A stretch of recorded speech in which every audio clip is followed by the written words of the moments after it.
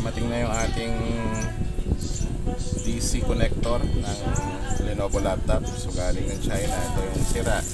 So ginawa natin ang paraan kaya lang hindi siya nag-work.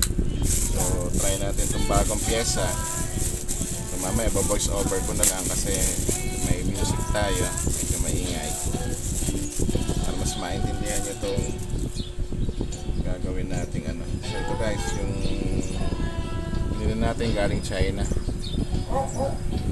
Testing na natin kung mag-okay siya.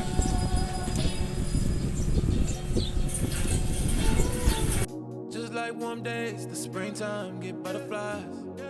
Can't control myself when I'm around you. Soak up the fragrance, we're here for a while. Nowhere to go, girl, let's enjoy the ride. It's the feels you give to me. Yeah. It's the feels you give to me. Oh, one step, keep pace, taking our time. Girl, I wouldn't trade it all for the world. With you, I get high. With you, I'm alive. Just like warm days. Okay, testing na natin to guys. So naikabit ko na yung bagong DC plug. Check na natin yung i-power up. Temporary, nilagay ko lang muna yung switch dyan. Hindi ko muna kinabit dun sa cover niya sa keyboard section para mas madaling i-testing. So power up natin to. Tingnan natin kung magpa-power na siya. So let's go. Yan, pinindot ko na dyan guys yung power button. So temporary lang muna yun guys, nag-power light na. So yun, nabuhay na rin yung screen. So buo na uli yung laptop natin, Lenovo G50. Yan yung SSD guys, tinanggal ko muna, binackup ko muna yung files para magamit habang naghihintay pa ng parts. Then ibabalik na rin natin yan at para maisara na natin siya ng ayos at matesting na natin uli. Okay, so baklasin ko muna ulit ito, fast forward muna uli natin. Just like warm days, the springtime get butterflies. Can't control myself when I'm around you. Soak up the fragrance, we're here for a while. Nowhere to go, girl, let's enjoy the ride. It's the feels you give to me. Yeah. It's the feels you give to me. Oh, one step, pace, taking our time. Girl, I wouldn't trade it all for the world. With you, I get high.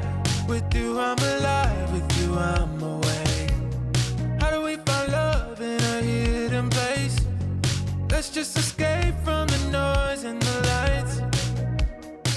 I feel the tingle and the goosebumps, girl, with just one look in your eyes. It's the feels you give to me. It's the feels you give to me. It's crazy how you broke right through the summer heart. I knew it right there from the start. That it's just the feels. It's the feels you give to me.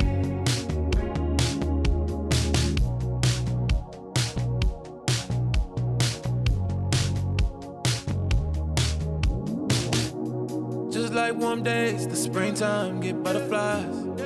Can't control myself when I'm around you. Soak up the fragrance, we're here for a while. Nowhere to go, girl, let's enjoy the ride. It's the feels you give to me. Yeah. It's the feels you give to me. Oh, one step, pace, taking our time.